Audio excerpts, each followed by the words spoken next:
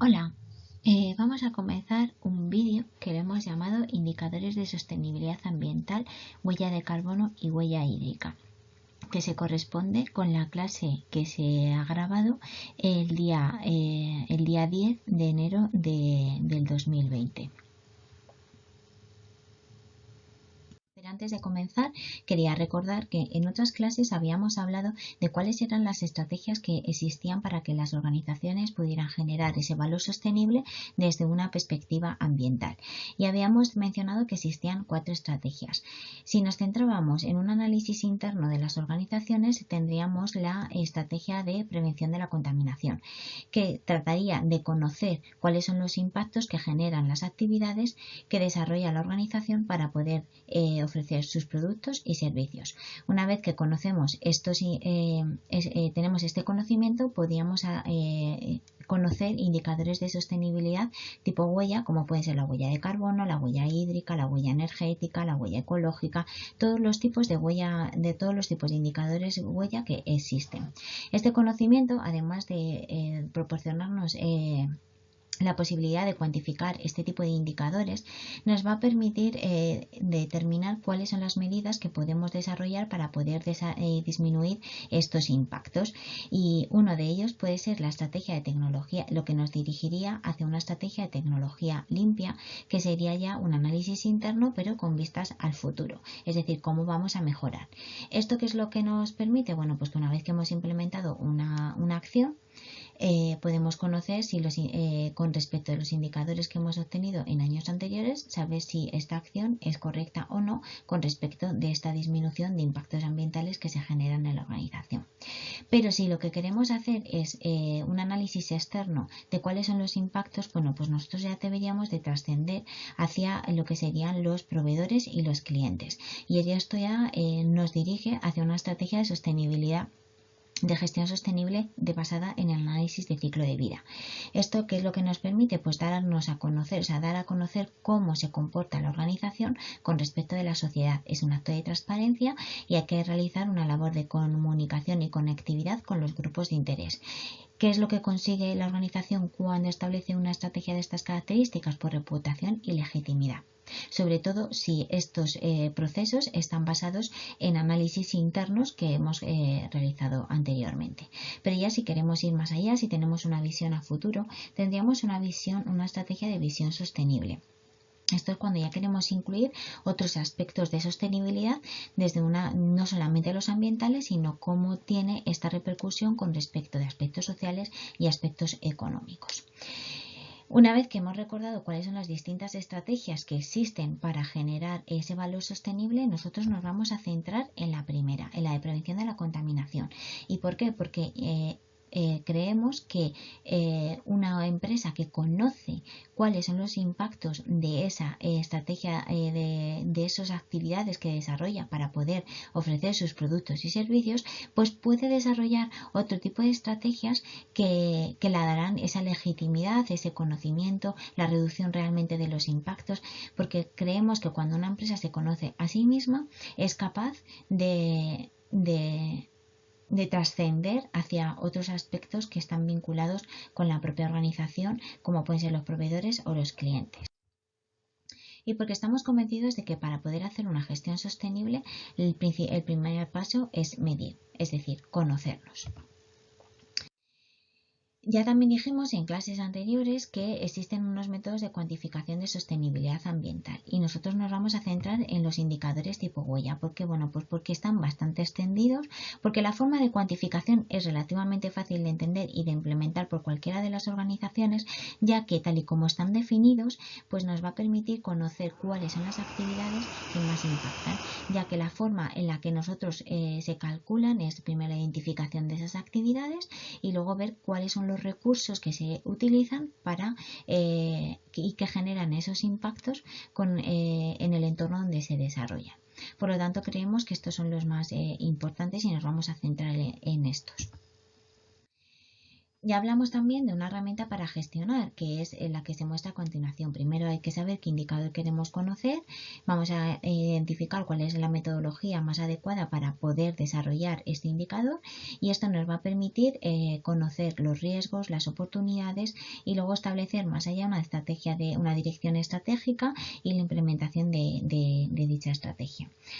Otro motivo por el que hemos elegido los indicadores tipo huellas porque tienen metodologías de cuantificación bastante desarrolladas y bastante implementadas. Y como ya he dicho que estos indicadores lo primero que tenemos que conocer son esas actividades que son las que generan esos impactos, nos va a permitir identificar más adecuadamente esos riesgos y oportunidades para poder desarrollar aquellas medidas de acción que sean más acertadas con la filosofía y los procesos de transformación que tiene la propia organización. Y lo que vamos a ver a continuación es este primer paso, porque esta herramienta para poder gestionar la sostenibilidad en las organizaciones se puede hacer de manera independiente y se puede desarrollar en cualquiera de los niveles. Pero lo que sí que es cierto es que lo que primero que tenemos que hacer es conocer el indicador. ¿Cuál es ese valor que nos va a permitir medir la sostenibilidad desde una perspectiva ambiental de las empresas? En este caso vamos a hablar de dos, ya he dicho, de huella hídrica y de huella de carbono. Y vamos a empezar con la huella de carbono. Ya hemos dicho también en otras ocasiones que la huella de carbono es un indicador de sostenibilidad que va a permitir a las organizaciones conocer cuáles son las emisiones de gases de efecto invernadero que se generan por el desarrollo de sus actividades y que está directamente vinculado con el cambio climático. También se mencionó que el cambio climático pues es un fenómeno natural que se ha desarrollado por distintos mecanismos naturales que se producen en la Tierra, pero que es verdad que ahora está teniendo gran repercusión porque desde la época de la Revolución Industrial todas las actividades humanas están generando una emisión de gases de efecto invernadero de manera exponencial. Entonces, cuando ahora estamos hablando de cambio climático, hablamos de esta definición, aquel cambio del clima que está atribuido directa o directamente por la actividad humana y que está alterando de manera desproporcionada la composición de la atmósfera mundial y que se suma a esa variabilidad natural del clima observada durante los años que son comparables. Entonces aquí cuando hablamos de cambio climático ya estamos hablando de ese cambio provocado por esas actividades humanas que se están desarrollando desde la época de la Revolución Industrial y que la podemos ver gráficamente en esta diapositiva. Otro motivo por el que hablamos de cambio climático es porque ya mencionamos la importancia que están adquiriendo los objetivos de desarrollo sostenible y existe uno en concreto, la acción por el clima, que se caracteriza por su importancia ya que es un objetivo de desarrollo transversal. Cualquier acción que apliquemos para conseguir aquellas metas que nos permitan alcanzar este objetivo va a estar directa o indirectamente relacionado con otros objetivos de desarrollo sostenible. De ahí la importancia que podamos hablar de este indicador de sostenibilidad huella de carbono por su directa relación con el cambio climático. Y como hemos dicho, este indicador es el que nos va a permitir conocer cómo impactan las organizaciones con respecto de las emisiones de gases de efecto invernadero y por tanto con el cambio climático. La definición más aceptada y más general es la que se puede ver en esta diapositiva, que es la suma de las emisiones y absorciones de gases de efecto invernadero que son producidas por el efecto directo o indirecto de una actividad. Puede ser empresarial, puede ser de la propia vida, de las propias actividades que realizamos en nuestra vida cotidiana o cualquier otro tipo de actividad, ya que todas las actividades que desarrollan los humanos pues tienen un impacto en las emisiones de gases de efecto invernadero. Siempre se mide en unidades de CO2 equivalente. Y esto se debe a que por su relación, por el gran conocimiento que se tiene sobre el ciclo de carbono y sobre las emisiones de dióxido de carbono. La huella de carbono está dividida en tres alcances, en la que englobamos las actividades que se pueden desarrollar. En el alcance 1 serían todas las emisiones generadas por las actividades directas, que son ¿por qué se llaman actividades directas? Porque son controlables por la propia organización. ¿Esto a qué se debe? A que generalmente serían emisiones generadas por el consumo de combustibles fósiles, ya sean bien por automóviles o por calefacción, y las emisiones fugitivas relacionadas con el consumo de gases fluorados para cámaras frigoríficas o emisiones o aires acondicionados. Pero generalmente se habla de emisiones directas porque son controlables por la propia organización. La organización o la persona es capaz de controlar cuáles son los consumos de esos recursos. Las otras emisiones serían las emisiones del alcance 2, que se llaman emisiones indirectas derivadas principalmente por el consumo de energía eléctrica. ¿Esto a qué se debe? A que existe cierta control sobre esa actividad. Nosotros podemos decir cuánto electricidad vamos a consumir por el hecho de encender o apagar un interruptor, pero las emisiones no se generan en el mismo lugar donde se está haciendo esa acción, sino que se generan en el lugar donde se produce esa energía eléctrica. ¿Qué quiere decir? Que las emisiones se están generando en aquella central térmica, en aquella central de carbón, en aquella central eléctrica que es esa hidroeléctrica que nos está generando esa electricidad que nosotros consumimos tanto en nuestros hogares como en las propias industrias. Y luego están las emisiones del alcance 3, que son aquellas otras emisiones indirectas que no son controlables por ninguna manera por parte de la organización. Y como ejemplo claro serían los transportes. Una empresa obliga a los trabajadores a desplazarse de sus hogares a la propia industria para poder desarrollar su trabajo, las actividades que desarrolla en su puesto de trabajo. Entonces, por el hecho de realizarse ese transporte, que es totalmente necesario para que la organización pueda vender su producto o servicio, se generan unas emisiones, pero esas emisiones son totalmente incontroladas por la propia organización, ya que no puede imponer a los empleados cuál es el medio de transporte que tiene que utilizar para poder desplazarse de su hogar a la propia empresa. Puede venir en autobús, puede venir en coche, puede venir andando, puede venir en bici. Lo que sí puede hacer son medidas de concienciación de transporte sostenible, pero en ningún caso puede decirle al empleado cómo debe de desplazarse.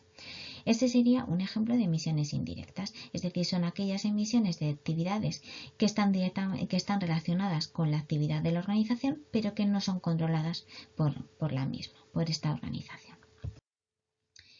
Una vez que ya sabemos qué es la huella de carbono, nosotros podemos existen dos enfoques, un enfoque de organización y de producto. Son totalmente diferentes, serían como dos caras de una misma moneda. El objetivo es el mismo, conocer la huella de carbono, pero los procesos y el enfoque que se hace es totalmente diferente y nunca se van a juntar.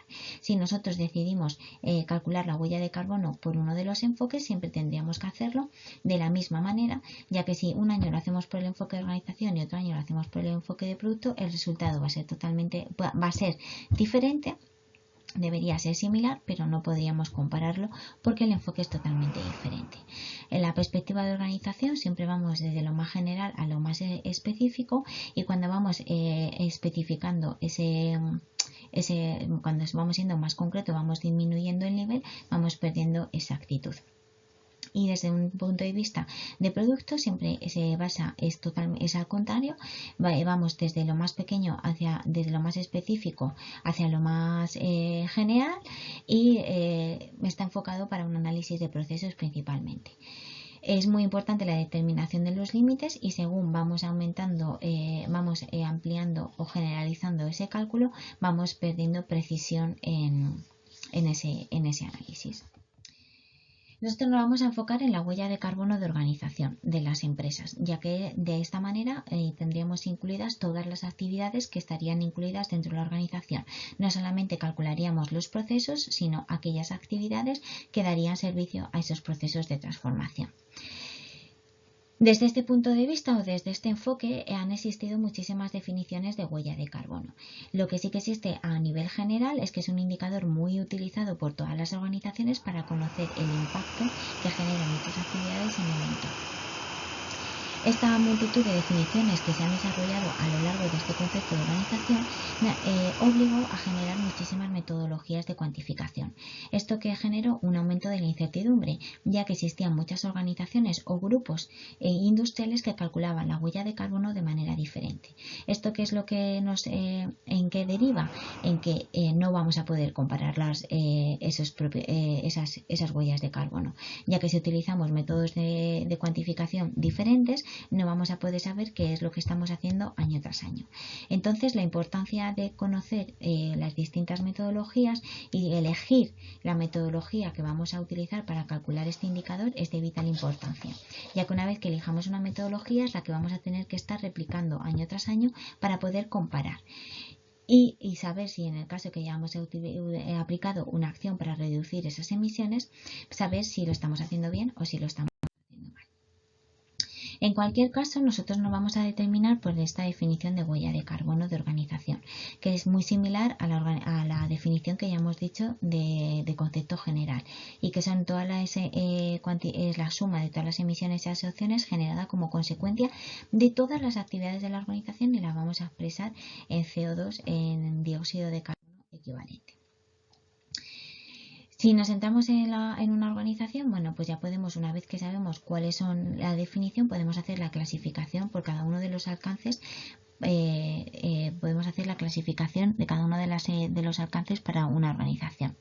Como podemos ver, si nos centramos en lo que es la organización, en aquel análisis interno, tendríamos todas las emisiones clasificadas por el alcance 1 y el alcance 3, solamente una, la 22. Y serían todas aquellas emisiones que se generan en los procesos de transformación y todas las actividades que dan servicio a esos procesos de transformación.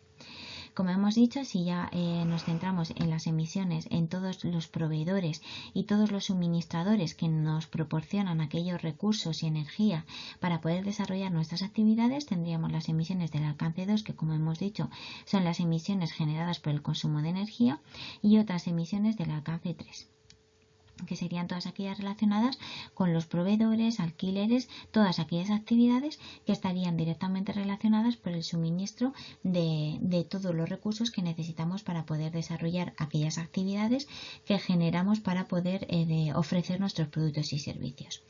Y luego estarían las emisiones que estarían en la parte de aguas abajo o downstream, que serían todas aquellas relacionadas con los consumidores y los clientes.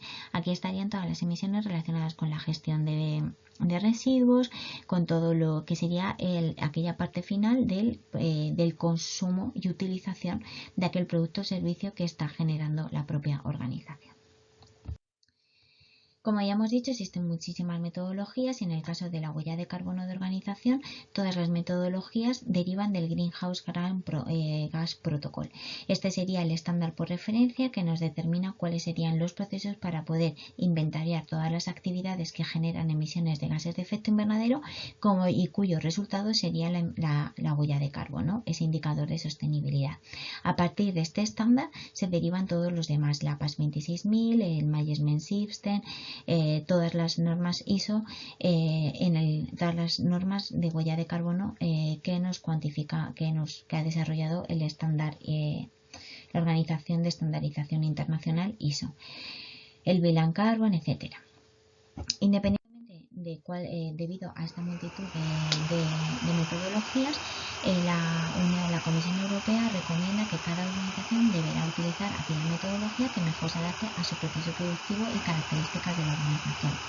Los criterios que propone para poder elegir la metodología es compatibilidad de la metodología con las características de la organización, cuál es el sector del mercado en el que está actuando la empresa y la facilidad para cuantificar las emisiones y los costes derivados de esta cuantificación, ya que no debemos desarrollar un método complejo que nos impida la cuantificación año tras año de estas emisiones de gases de efecto invernadero.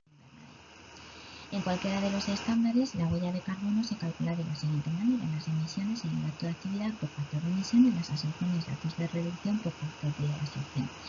En cualquiera de las dos ecuaciones, los datos de actividad y los datos de reducción son datos que vamos a obtener de la propia organización. Por ejemplo, si queremos calcular las emisiones generadas por la electricidad, lo que necesitaríamos sería conocer cuáles son los kilovatios que consume la propia organización, y los factores de emisión serían aquellos factores que nos permiten transformar esos datos de actividad en emisiones de gases de efecto invernadero. Y dependiendo del país o de la localización donde se ubique la empresa, tendríamos que buscar aquellas organizaciones que nos proporcionen los factores de emisión más directamente relacionados con esa actividad. En el caso de España los podemos encontrar en el IDAE y en la Oficina Española de Cambio Climático.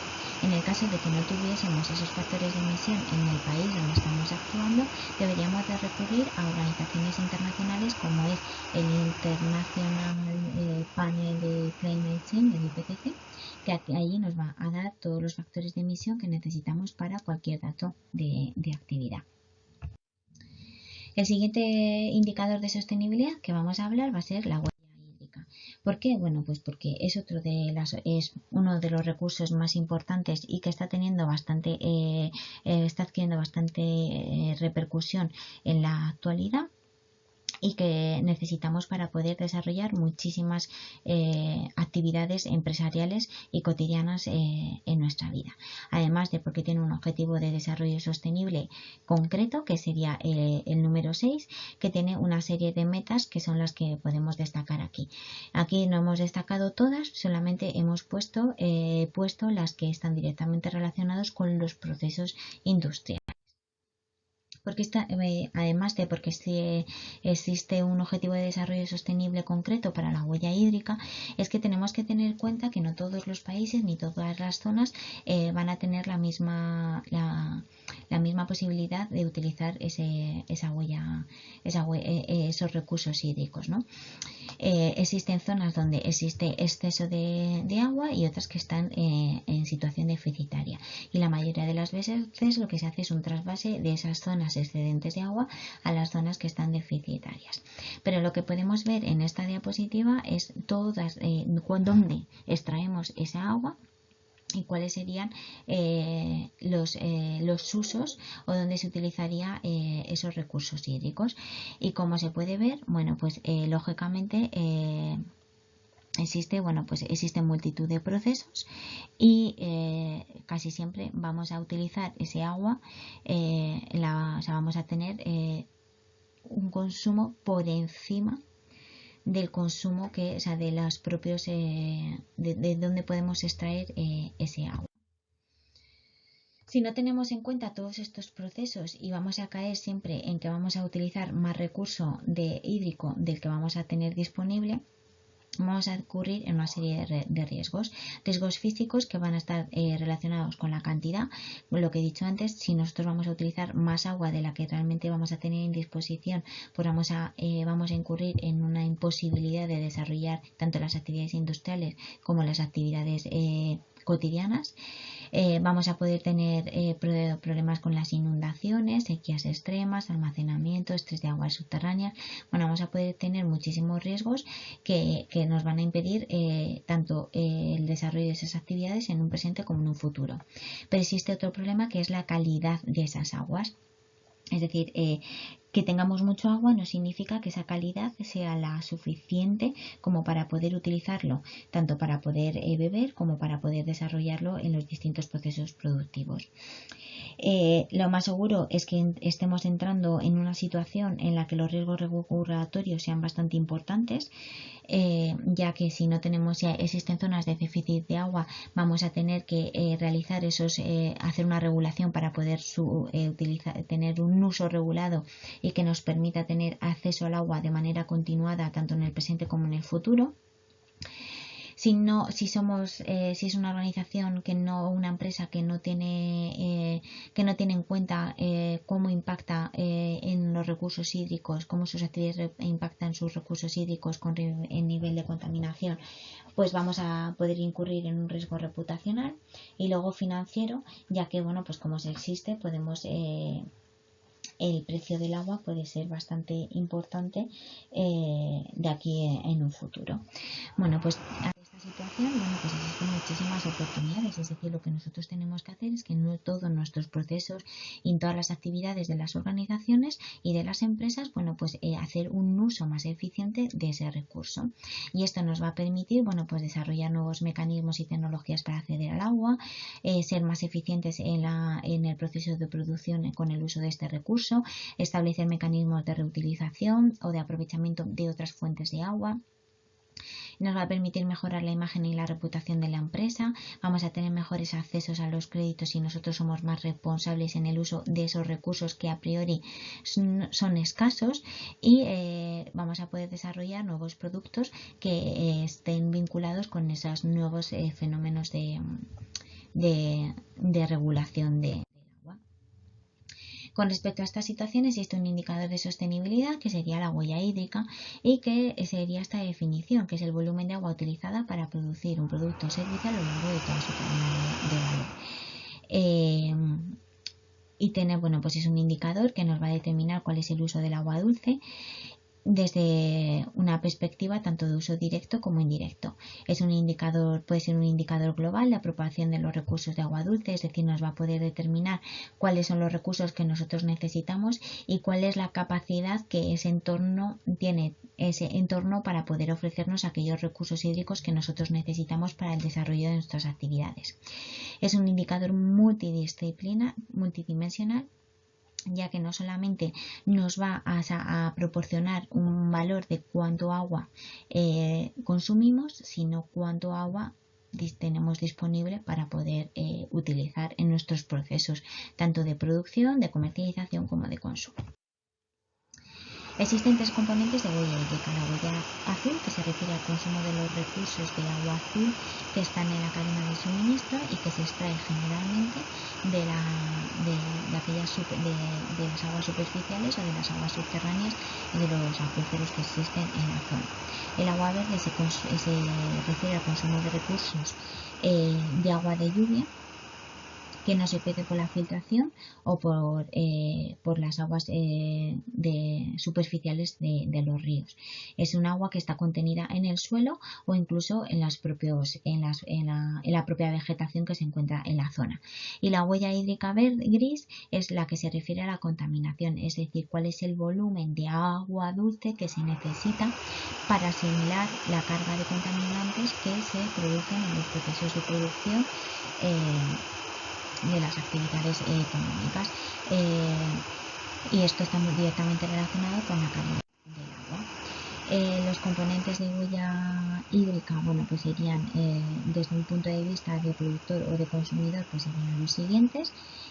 Pues el uso directo del agua pues puede ser, desde el punto de consumo serían huella hídrica y huella azul, y luego la contaminación del agua, que sería la huella gris, y del uso indirecto también de aquella manera.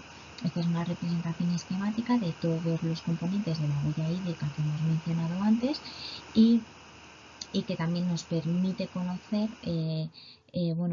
nos va a permitir medir aquella extracción de agua que vamos a necesitar para poder desarrollar esos usos directos o indirectos de ese consumo del recurso hídrico.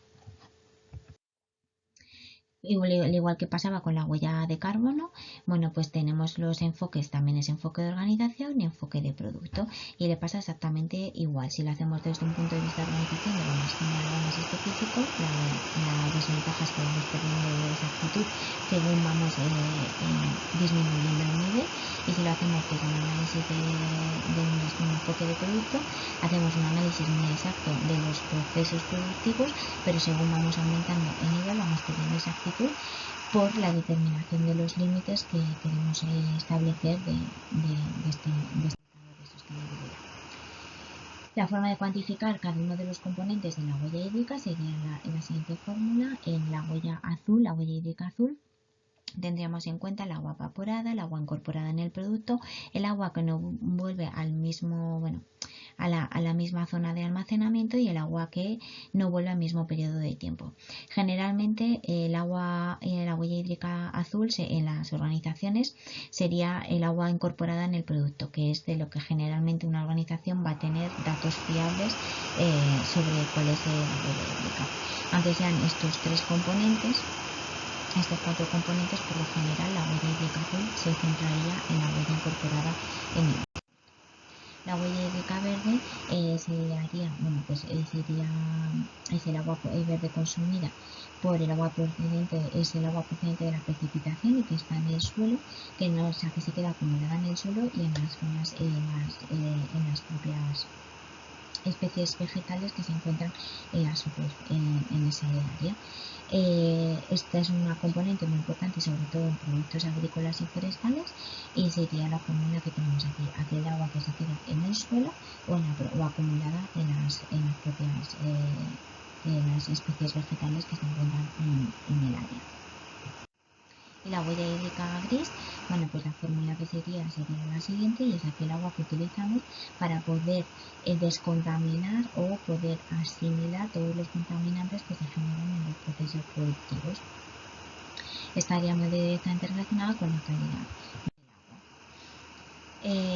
Esto sería lo siguiente, bueno, pues como podemos conocer la concentración máxima y la concentración natural para poder saber cuál es la huella hídrica.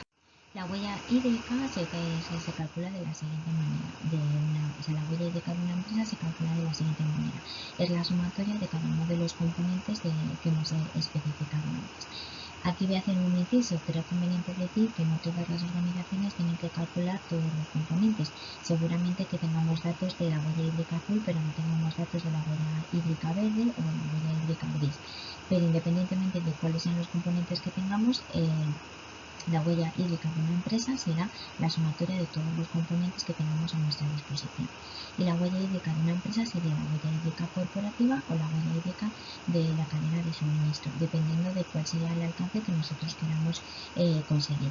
Si nos centramos solamente en un análisis interno, nos quedaríamos en la huella hídrica corporativa, y si ampliamos a toda la cadena de suministro, es decir, incorporamos los proveedores y los clientes, también tendríamos la huella de carbono de suministro.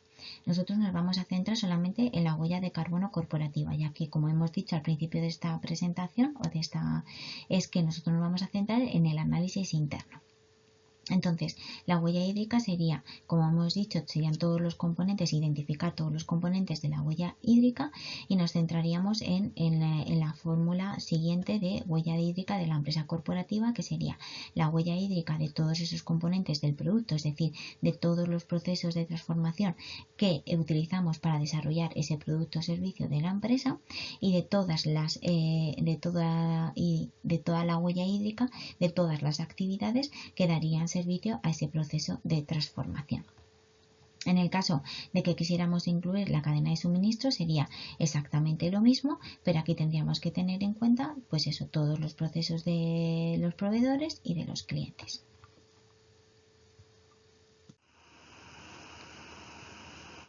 Con esto terminamos. Muchas gracias por la atención, y bueno, pues continuaremos en distintos vídeos calculando más específicamente la huella de carbono y la huella hídrica.